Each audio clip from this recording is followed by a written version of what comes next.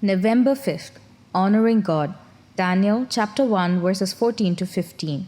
So he consented with them in this matter and tested them 10 days. And at the end of 10 days their countenance appeared better and fatter in flesh than all the young men who ate the portion of the king's delicacies. Eric Liddell, a young Scottish ministerial student, was the best sprinter in the British Empire. He was favored to win the 100-meter race in the 1924 Paris Olympics. A few weeks before the Games, however, he learned that the preliminary 100-meter races were scheduled for a Sunday afternoon. Liddell considered participating in Sunday sports dishonoring to the Lord. His friends then began to notice during the weeks prior to the Olympics that he excused himself after dinner each evening and would return home hours later, exhausted. A few weeks later, the whole world discovered his secret.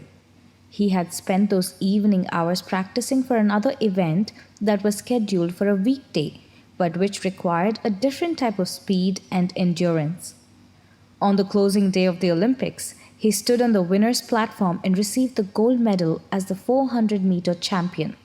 By putting God's honor first, Liddell himself received honor. Daniel was faced with a similar choice. To him and his friends, partaking of the king's refreshments would be shameful before the Lord. Bravely, they chose to honor God.